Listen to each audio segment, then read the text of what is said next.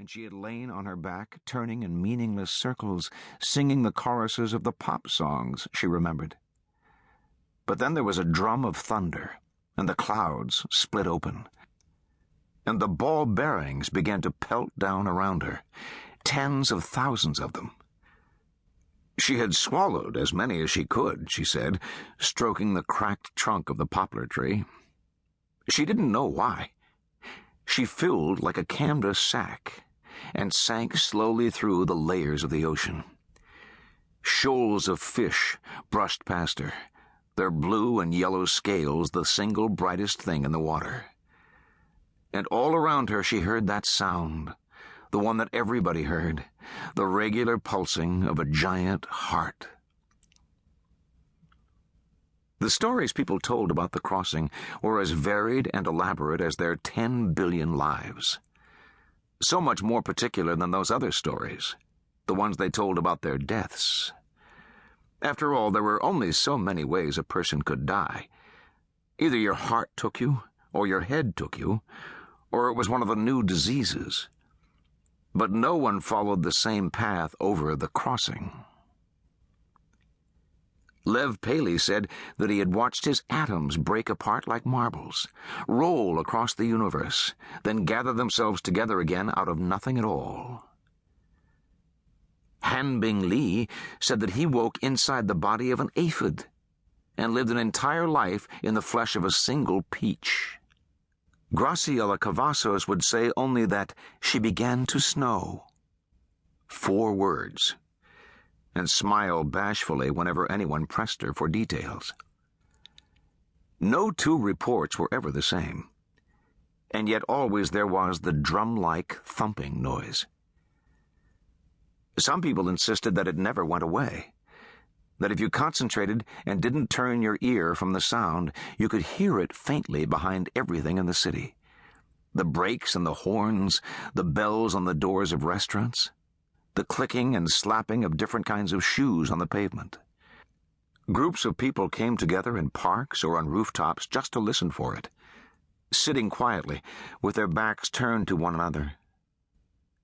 Ba-dum, ba-dum, ba-dum. It was like trying to keep a bird in sight as it lifted, blurred, and faded to a dot in the sky. Luka Sims had found an old mimeograph machine, his very first week in the city, and decided to use it to produce a newspaper. He stood outside the River Road coffee shop every morning, handing out the circulars he had printed. One particular issue of the L. Sims News and Speculation Sheet, or the Sim Sheet as people called it, addressed the matter of this sound. Fewer than 20% of the people Luka interviewed claimed that they could still hear it after the crossing, but almost everyone agreed that it resembled nothing so much as, could be nothing other than, the pounding of a heart. The question then was, where did it come from? It couldn't be their own hearts, for their hearts no longer beat. The old man, Mahmoud Qasim, believed that it was not the actual sound of his heart, but the remembered sound, which, because he had both heard and failed to notice it for so long, still resounded in his ears. The woman who sold bracelets by the river thought that it was the heartbeat at the center of the world, that bright, boiling place she had fallen through on her way to the city. As for this reporter, the article concluded, I hold with the majority. I have always suspected that the thumping sound we hear is the pulse of those who are still alive. The living carry us inside them, like pearls. We survive only so long as they remember us. It was an imperfect metaphor, Luka knew that, since the pearl lasts much longer than the oyster. But rule 1 in the newspaper business was that you had to meet your deadlines. He had long since given up the quest for perfection. There were more people in the city every day, and yet the city never failed to accommodate them. You might be walking down a street you had known for years, and all of a sudden you would come upon another building, Another whole block. Carson McCaffrian, who drove one of the sleek black taxis that roamed the streets, had to redraw his maps once a week. 20, 30, 50 times a day, he would pick up a fare who had only recently arrived in the city and have to deliver him somewhere Carson, had never heard of. They came from Africa, Asia, Europe, and the Americas. They came from churning metropolises and from small islands in the middle of the ocean. That was what the living did. They died.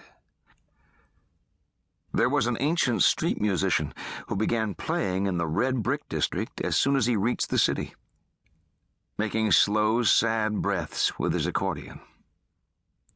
There was a jeweler, a young man, who set up shop at the corner of Maple and Christopher Streets and sold diamonds that he mounted on silver pendants. Jessica Offert had operated her own jewelry shop on the same corner for more than 30 years. But she didn't seem to resent the man, and in fact brought him a mug of fresh black coffee every morning, exchanging gossip as she drank with him in his front room.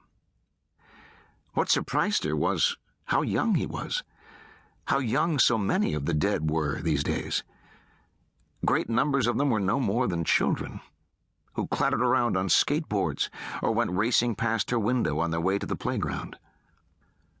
One, a boy with a strawberry discoloration on his cheek, liked to pretend that the rocking horses he tossed himself around on were real horses, the horses he had brushed and fed on his farm before they were killed in the bombing.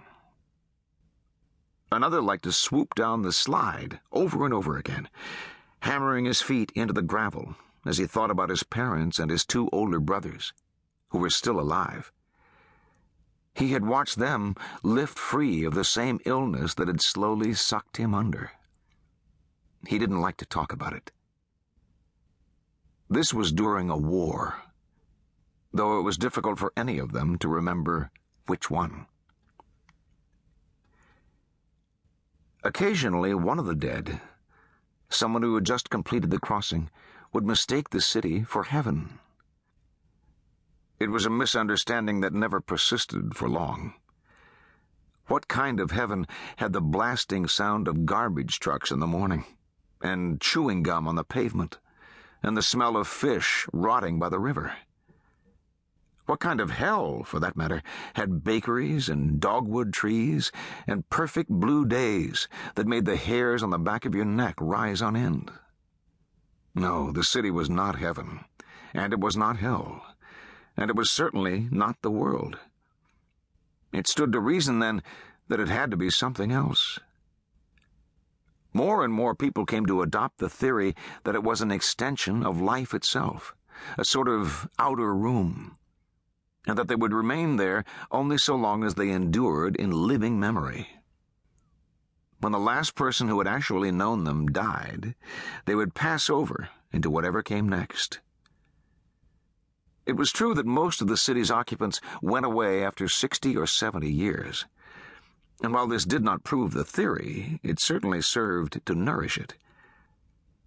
There were stories of men and women who had been in the city much longer, for centuries and more. But there were always such stories, in every time and place, and who knew whether to believe them? Every neighborhood had its gathering spot, a place where people could come together to trade news of the other world. There was the Colonnade in the Monument District, and the one and only tavern in the Warehouse District. And right next to the greenhouse, in the center of the Conservatory District, was Andrei Kolotozov's Russian tea room.